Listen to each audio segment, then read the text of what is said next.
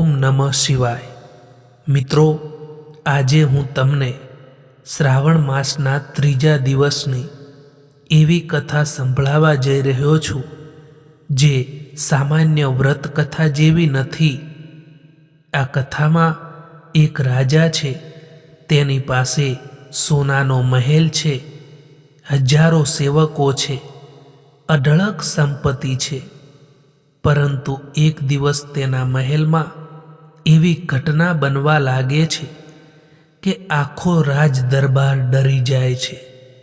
દરરોજ રાત્રે મહેલમાંથી એક વસ્તુ ગાયબ થતી હતી। ચોરને શોધવા માટે આખા મહેલમાં પહેરો ગોઠવાયો, દરવાજા બંધ કરવામાં આવ્યા, સૈનિકો રાતભર જાગતા રહ્યા, પરંતુ સવારે ફરી એક વસ્તુ ગાયબ। અને સૌથી મોટું રહસ્ય તો એ હતું કે જે વસ્તુ ગાયબ થતી હતી એનો સંબંધ સીધો મહાદેવ સાથે હતો। આખરે રાજાએ નક્કી કર્યું કે આજે રાત્રે તે પોતે જ જાગશે, પણ મધરાતે રાજાએ જે જોયું તે જોઈને એના પગ નીચેથી જમીન સરકી ગઈ। આ કથા અંત સુધી સાંભળજો, કારણ કે અંતમાં તમને સમજાશે કે મહાદેવ ભક્તનો અહંકાર પણ કેવી રીતે દૂર કરે છે। અને શરૂઆતમાં જ એક નાનો સંકલ્પ કરજો, કમેન્ટમાં લખો સાચા દિલથી હર હર મહાદેવ। તો ચાલો હવે કથા શરૂ કરીએ। ઘણા વર્ષો પહેલા એક વિશાળ અને સમૃદ્ધ રાજ્ય હતું। રાજ્યનું નામ હતું ચંદ્રપુર। ચંદ્રપુરનો રાજા હતો વિરાટ। રાજા વિરાટ બહાદુર હતો। તેઓ રાજ્યમાં કોઈ દુશ્મન આંખ ઊંચી કરીને ત્યાં જોઈ શકતો ન હતો। રાજાના મહેલમાં સોનાના ધાંભલા હતા, ચાંદીના દરવાજા હતા, મોતીથી સજાવેલા પડદા હતા।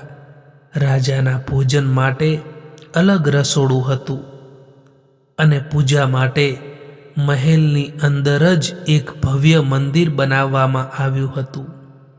તે મંદિરમાં ભગવાન મહાદેવનું સુંદર શિવલિંગ સ્થાપિત હતું।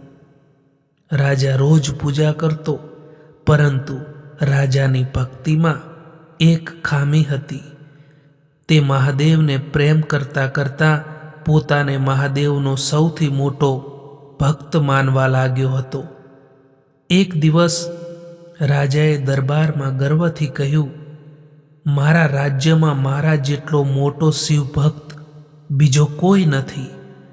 દરબારમાં બેઠેલા બધા લોકો બોલ્યા, જય હો મહારાજ, પરંતુ એક વૃદ્ધ રાજગુરુ ચૂપ રહ્યા। રાજાએ તેમની તરફ જોયું। ગુરુજી, તમે કેમ ચૂપ છો? રાજગુરુ બોલ્યા, મહારાજ, મહાદેવના ભક્ત હોવું એ સારી વાત છે, મહાદેવના સેવક હોવું એ સારી વાત છે, પણ પોતાને સૌથી મોટો ભક્ત માનવું એ ભક્તિ નથી, એ અહંકાર છે।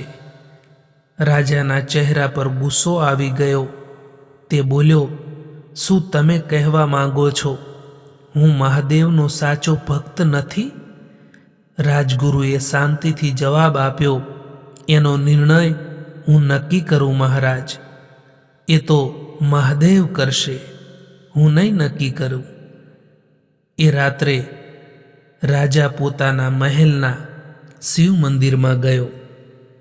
તેણે સોનાનો મુકુટ શિવલિંગ આગળ મૂક્યો, દૂધથી અભિષેક કર્યો, સુગંધિત ફૂલો ચડાવ્યા અને બોલ્યો, મહાદેવ, જુઓ તમારા માટે મેં શું શું કર્યું છે। એટલું કહીને તે પોતાના શયનખંડમાં જતો રહ્યો। મધરાત થઈ, મહેલમાં શાંતિ છવાઈ ગઈ। સવાર થઈ, રાજા પૂજા માટે મંદિર પહોંચ્યો, પણ ત્યાં પહોંચીને તે ચોંકી ગયો। સોનાનો મુકુટ ગાયબ હતો। રાજાએ તરત સૈનિકોને બોલાવ્યા। મહેલના બધા દરવાજા બંધ હતા ને? સેનાપતિ બોલ્યો, હા મહારાજ. રાત્રે કોઈ અંદર આવ્યું હતું? ના મહારાજ. રાજા ગુસ્સે થયો, તો પછી મુકુટ ગયો ક્યાં? આખા મહેલમાં શોધખોળ થઈ, પરંતુ મુકુટ મળ્યો નહીં. રાજાએ વિચાર્યું, કદાચ કોઈ ચોર હશે. આ વખતે તેણે મંદિરની બહાર 10 સૈનિકો ગોઠવી દીધા. દરવાજો અંદરથી બંધ કરાવ્યો. સૈનિકોને આદેશ આપ્યો, આજે રાત્રે કોઈ પણ વ્યક્તિ મંદિરની નજીક ન આવવી જોઈએ. રાત પસાર થઈ. સવારે રાજા દોડતો મંદિરે પહોંચ્યો. દરવાજો હજુ બંધ હતો. તાળું તૂટેલું નહોતું. સૈનિકો ત્યાં જ હતા, પરંતુ મહાદેવના ગળામાં પહેરાવેલી મોતીની માળા ગાયબ હતી. રાજાનો ચહેરો પીળો પડી ગયો. આ કેવી રીતે શક્ય છે? કોઈ પાસે જવાબ નહોતો. હવે રાજા ખરેખર ડરી ગયો. તેણે આખા મહેલમાં પહેરો ગોઠવ્યો.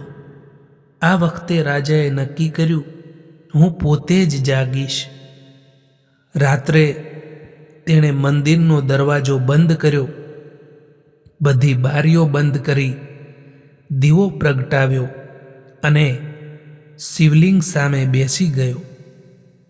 મધરાત સુધી બધું શાંત હતું. 12 વાગ્યા, 1 વાગ્યો, 2 વાગ્યા. રાજાની આંખો ભારે થવા લાગી, પણ તેણે પોતાને જાગૃત રાખ્યો. ત્યારે અચાનક મંદિરમાં પ્રગટેલો દીવો ધીમો પડી ગયો. પવનનો એક ઝોકો આવ્યો. રાજાએ આસપાસ જોયું, કોઈ નહોતું. પછી તેને એક અવાજ સંભળાયો, રાજા ગભરાઈ ગયો. કોણ? ફરી અવાજ આવ્યો, રાજા. આ વખતે અવાજ શિવલિંગની દિશામાંથી આવ્યો. રાજા ધીમે ધીમે ઊભો થયો અને ત્યારે તેની આંખો સામેનું દ્રશ્ય જોઈને તે સ્થિર થઈ ગયો. શિવલિંગની બાજુમાં એક નાનું બાળક ઊભું હતું. તેના શરીર પર સામાન્ય વસ્ત્રો હતા. માથા પર જટા જેવી વાળની લટ હતી. હાથમાં નાનું કમંડળ હતું અને સૌથી આશ્ચર્યની વાત, તે બાળક સીધું શિવલિંગ તરફ જોઈ રહ્યું હતું. રાજાએ પૂછ્યું, તું કોણ છે? બાળકે કોઈ જવાબ ન આપ્યો. તે શિવલિંગ પાસે ગયું. પછી રાજા દ્વારા ચડાવવામાં આવેલી એક કિંમતી વસ્તુ હાથમાં લીધી. રાજા ચીસ પાડી ઉઠ્યો, એ મૂકી દે. બાળક હસ્યું અને બોલ્યું, આ તારી વસ્તુ છે? રાજા બોલ્યો, હા, મેં મહાદેવને ચડાવી છે. બાળકે પૂછ્યું, મહાદેવને ચડાવી છે કે મહાદેવને બતાવવા માટે ચડાવી છે? રાજા ચૂપ થઈ ગયો. બાળકે ફરી કહ્યું, જો તું સાચે જ આ વસ્તુ મહાદેવને આપી હોય તો પછી તને એના ગાયબ થવાનું દુઃખ કેમ થાય છે? રાજા પાસે કોઈ જવાબ નહોતો. બાળકે ધીમેથી કહ્યું, જે વસ્તુ ભગવાનને અર્પણ કરી દેવામાં આવે એના પર માલિકીનો અધિકાર રહેતો નથી. આટલું કહીને બાળક અચાનક અંધકારમાં અદૃશ્ય થઈ ગયું. રાજાનો અહંકાર તૂટવા લાગ્યો છે. રાજા આખી રાત ઊંઘી શક્યો નહીં. સવારે તેણે રાજગુરુને બોલાવ્યા અને આખી ઘટના કહી સંભળાવી. રાજગુરુએ માત્ર એટલું કહ્યું, મહારાજ, કદાચ મહાદેવ તમને કંઈક સમજાવવા માંગે છે. રાજાએ પૂછ્યું, શું? રાજગુરુ બોલ્યા, તમે અત્યાર સુધી મહાદેવને ઘણી વસ્તુઓ આપી, પરંતુ કદાચ તમે તમારી અંદરનો અહંકાર ક્યારેય અર્પણ કર્યો નથી. રાજા ચૂપ રહ્યો. શ્રાવણ માસનો 3જો દિવસ આવ્યો. રાજાએ વિચાર્યું, આજે હું મહાદેવને કંઈક કિંમતી વસ્તુ નહીં આપું. તે મહાદેવના મંદિરે ગયો. શિવલિંગ સામે બેસી ગયો. હાથમાં કંઈ નહોતું. રાજાએ આંખ બંધ કરી અને પહેલી વાર તેણે કહ્યું, મહાદેવ, આજે મારી પાસે તમને આપવા માટે સોનું નથી, મોતી નથી, મુકુટ નથી. આજે હું મારી એક જ વસ્તુ તમને આપવા આવ્યો છું, મારો અહંકાર. મને માફ કરજો. આટલું બોલતા જ રાજાની આંખોમાંથી આંસુ વહેવા લાગ્યા. તે જમીન પર માથું ટેકવીને બોલ્યો, હે ભોલેનાથ, હું અત્યાર સુધી તમને પૂજતો હતો, પણ સાચી વાત એ છે કે હું મારી પૂજાનો ગર્વ કરતો હતો. આજે મને સમજાયું કે ભક્તિમાં હું નહીં હોય, માત્ર તમે હોવા જોઈએ. અચાનક મંદિરની અંદર ઘંટડી વાગી. રાજાએ આંખ ખોલી. મંદિરમાં કોઈ નહોતું, પરંતુ શિવલિંગ પર એક તાજું બિલ્વપત્ર પડ્યું હતું અને તેની નીચે એક નાનો કાગળ હતો. રાજાએ કાગળ ઉઠાવ્યો. તેમાં માત્ર એક જ વાક્ય લખેલું હતું, હવે તું મને કંઈ આપ્યું નથી, હવે તે પોતાને જ મને આપ્યો છે. રાજાની આંખોમાં આંસુ આવી ગયા. તે સમજી ગયો, મહેલમાંથી જે વસ્તુઓ ગાયબ થઈ રહી હતી તે ચોર કોઈ સામાન્ય માણસ નહોતો, તે તો મહાદેવની લીલા હતી. મહાદેવ રાજાને તેની કિંમતી વસ્તુઓ દૂર કરી રહ્યા હતા, જેથી રાજાને પોતાની અંદરની સૌથી કિંમતી વસ્તુ દેખાય. તે દિવસ પછી રાજા વિરાટ બદલાઈ ગયો. હવે તે દરબારમાં ક્યારેય કહેતો નહીં, હું સૌથી મોટો ભક્ત છું. તે કહેતો, મહાદેવની કૃપાથી હું તેમનો સેવક છું. મહેલમાં આવતા ગરીબોને તે સન્માન આપતો, વૃદ્ધોને મદદ કરતો, ભૂખ્યા લોકોને ભોજન આપતો અને દરરોજ મહાદેવના મંદિરમાં જઈને માત્ર એક જ વાત કહેતો, મહાદેવ, મારા જીવનમાંથી હુંપણું દૂર કરજો. મિત્રો, આ કથા આપણને એક ખૂબ જ ઊંડી વાત શીખવે છે. આપણે પણ ઘણીવાર ભગવાનને વસ્તુઓ અર્પણ કરીએ છીએ, ફૂલ, ફળ, દૂધ, પ્રસાદ, દીવો, પણ ક્યારેક આપણે ભગવાનને સૌથી મહત્વની વસ્તુ આપવાનું ભૂલી જઈએ છીએ. એ છે આપણો અહંકાર. આપણે કહીએ છીએ, મેં આ કર્યું, મેં આ મેળવ્યું, મારી મહેનતથી થયું. પરંતુ મહાદેવ કહે છે, તારી મહેનત જરૂરી છે, પરંતુ મારી કૃપા વિના શું? તેથી શ્રાવણના આ ત્રીજા દિવસે એકવાર મનથી કહેજો, હે મહાદેવ, મને મારી સફળતાનો અહંકાર ન થાય અને મારી મુશ્કેલીમાં વિશ્વાસ ન તૂટે.